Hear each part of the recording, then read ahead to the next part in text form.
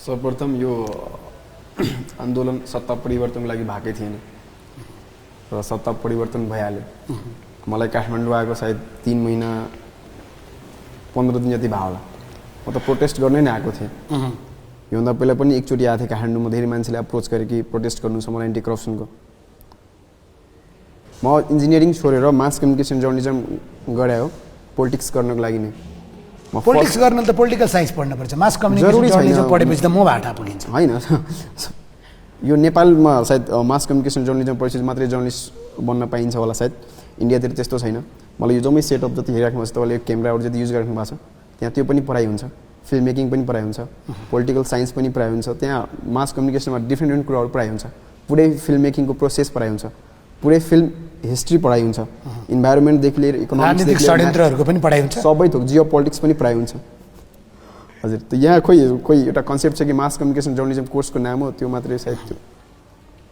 र सत्ता परिवर्तन भएको छ। आजसम्म यो देशमा कति सालदेखि लामो एउटा सङ्घर्ष हुँदै आइरहेछ, तर परिणाम चाहिँ त्यो जे कुराको लागि सङ्घर्ष भयो त्यो परिणामै आएन के।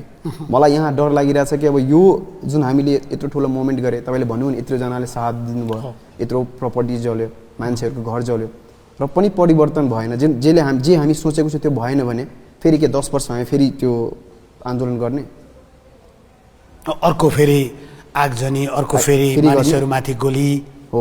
मलाई अब लागिरहेछ कि अप्सन छैन कि अब फेरि आन्दोलन गरेर यो फेरि अब अस्ति हाम्रो धेरै ठुलो मिस्टेकहरू भएको छ त्योमा। त्यो वार्ता हुँदै गर्दा धेरै ठुलो मिस्टेक गरेछौँ हामी। तपाईँ वार्तामा जानुभएको थिएन?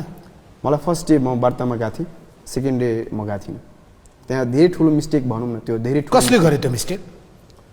त्यो सबैले गर्यो मिस्टेक, त्यो पोलिटिकल पार्टीले पनि गर्यो। सबैले भने को? त्यो क्यामेरा खिच्ने भाइले होइन, त्यो पोलिटिकल पार्टीले पनि गर्यो र जेनजीको आन्दोलन गर्नेहरूले पनि गर्यो। र त्यो त्यति बेलाको जुन सरकारको मेसिनरी थियो नि सबैले गल्ती गर्यो कि, त्यो सबैको मिस्टेक थियो। त्यो त्यति बेला सबैले बुझ्नुपर्ने कुरा थियो कि त्यति बेला सजेसन दिने मान्छे पनि थिएन, किनभने जेनजी सत्ता परिवर्तनको लागि आएको थिएन कि। जेनजी आफ्नो माग, त्यसो भए त जेनजीले सत्ता परिवर्तनपछि सत्ता पनि लिएन नि, तपाईँहरूको प्रतिनिधित्व छ र सरकारमा? छैन।